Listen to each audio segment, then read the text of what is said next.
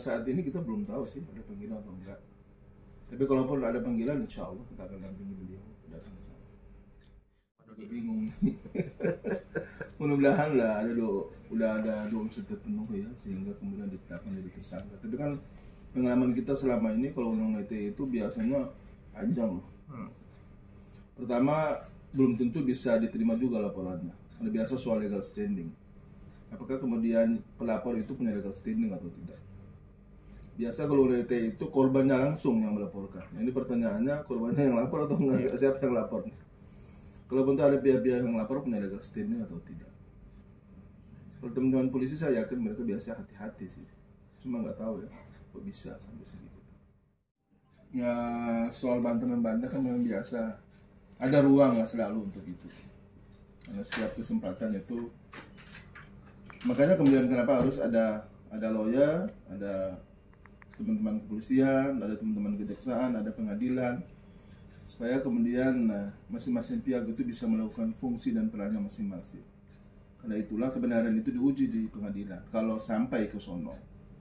Tapi kalau untuk soal ini sebetulnya ya kita nggak tahu ya, karena bukan lawyernya juga sih, jadi sangat disayangkan juga kok sampai tiba-tiba aja bisa langsung jadi tersangka. Apakah kemudian sudah melalui tahapan-tahapan atau proses sebagaimana yang diamanatkan di ada peraturan ya, mulai dari KUHAP, kemudian peraturan ya Perkab ya 3 menteri, terus kemudian ada surat peraturan Kapolri ya, peraturan edaran Pak Kapolri ya. Itu apakah kemudian semua udah dilewati itu atau belum? Ya kalau belum berarti ya masih ada ruang sih untuk kemudian itu bisa saling dipertentangkan ya, dalam konteks hukum dalam hal ini ya. Tapi kalau sudah ya berarti ditunggu aja di pengadilan.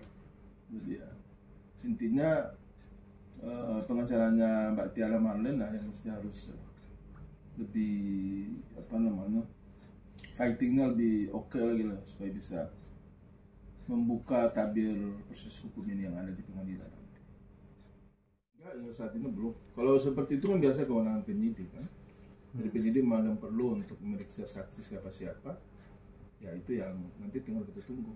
Karena yang saya dengar sih sebetulnya, saya juga kalau nggak salah semalam apa 2 malam lalu ya, pernah ada bincang-bincang juga dengan Pak Dodi via by phone, bahwa memang beliau membenarkan apa yang disampaikan oleh Mbak Tiara Marlen itu adalah memang atas pernyataan beliau sebagai orang tua kandung dari almarhumah Mbak Vanessa Angel.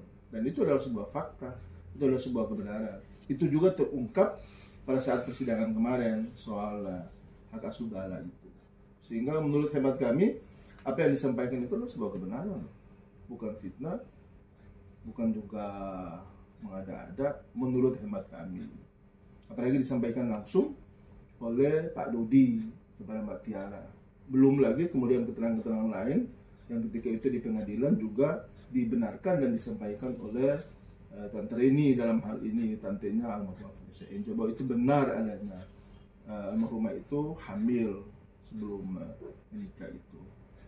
Jadi saya coba menangkap aja, kebetulan karena diskusi juga dengan Mbak Tiara Marlen, ada telepon, saya minta pandangan hukum, saya sampaikan kalau memang toh Mbak Tiara Marlen menganggap atau merasa bahwa itu adalah atas keterangan dari Pak Dodi Sudrajat, sekaligus juga niatnya adalah untuk meluruskan dan menyampaikan informasi ini agar dia tidak liar, dia tidak kemudian bersayap lagi, maka ya saya kira nggak ada masalah sebetulnya.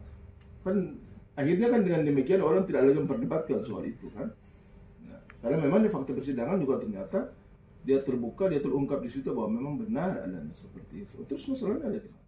Sudah ada putusannya. Lalu kemudian kan yang menyampaikan itu kan orang tua kandung dari almarhumah sendiri. Ya kalau hari ini yang melaporkan orang tuanya ya mungkin ya kita bisa bisa memperdebatkan itulah. Tapi kalau kemudian ada orang lain yang melaporkan, pertanyaannya dia punya legal standing atau tidak? Gimana Bang? Atau Abang bisa menjelaskan sedikit lah. Beliau biasa selama ini dengan Pak Dodi juga dengan Mbak Tiara sih. Bang, silakan dijelaskan. Ya, kita hingga hari ini sekali lagi kita belum menerima surat panggilan dari kepolisian Resor Depok untuk Pak Dodi. Itu yang pertama.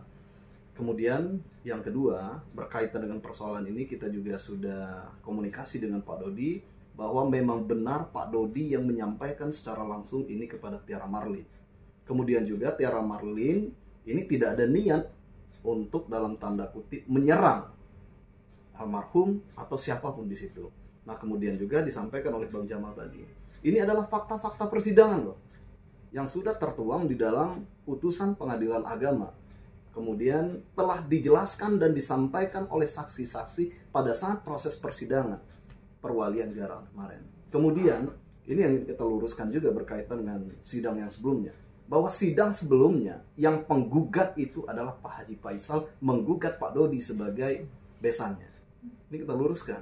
Jadi bukan permohonan yang diajukan kemarin. Yang diajukan itu adalah gugatan. Yang digugat adalah besannya sendiri. Nah, di situ muncul ada fakta-fakta persidangan yang menyatakan bahwa Vanessa, mohon maaf, almarhum terjadi seperti yang disampaikan oleh Tiara Marlin. Nah, kemudian yang kita sudah sampaikan juga sama Pak Dodi. Tiara juga informasinya pada saat proses penyelidikan itu sudah menyampaikan ini didapat dari Pak Dodi. Kemudian apakah Pak Dodi pernah diperiksa? Ya, Anggapnya sekarang kan belum pernah diperiksa di dalam persoalan ini. Seharusnya kita lihat ada putusan Mahkamah Konstitusi nomor 21 PUU 12 Romawi / 2014. Di situ dengan jelas menyebutkan bagaimana mekanisme penyidikan yang harus dilakukan oleh aparat penegak hukum, dalam hal ini polisi. Di sana juga menyebutkan dengan jelas ada dua bukti, ada dua alat bukti permulaan yang cukup atau dalam tanda kutip kuat. Nah, ini Tiara Marlin menyampaikan dari Pak Dodi, tapi Pak Dodinya belum pernah diperiksa. Makanya ini ya kita belum. Seharusnya periksa dulu Pak Dodi, benar atau enggak. Nah, kemudian kita lihat di pasal 27 ayat 3 Undang-Undang ITE itu menyatakan ada pencemaran fitnah dan pencemaran nama baik di situ. Kalau yang disampaikan adalah sebuah kebenaran, yang disampaikan ini juga adalah fakta persidangan, apakah layak orang ini harus menyandang status yang demikian? Nanti akan kita sampaikan. Dan sekali lagi Pak Dodi benar menyampaikan itu langsung kepada Tiara Marlin. Mana? Iya, yang terlapornya Mama Tiara Marlin. Yang beliau hanya sebagai saksi. Iya. Tapi saksi itu pun hingga saat ini belum diperiksa juga. Mudah-mudahan hari Senin. Buktinya apa? Ya enggak lah. Nggak ada bukti juga lah sebetulnya. Ya keterangan-keterangan yang kemudian sudah berkembang dan pengakuan dari almarhumah sendiri semasa hidupnya kepada orang tuanya dan pada tantenya. Ya kan kalau kita flashback lagi ke belakang kan bisa dirunut tuh menikahnya kapan. Kan ada 2 kali pernikahan itu ya, mulai dari Sidi dulu di bulan Desember kalau nggak salah ya.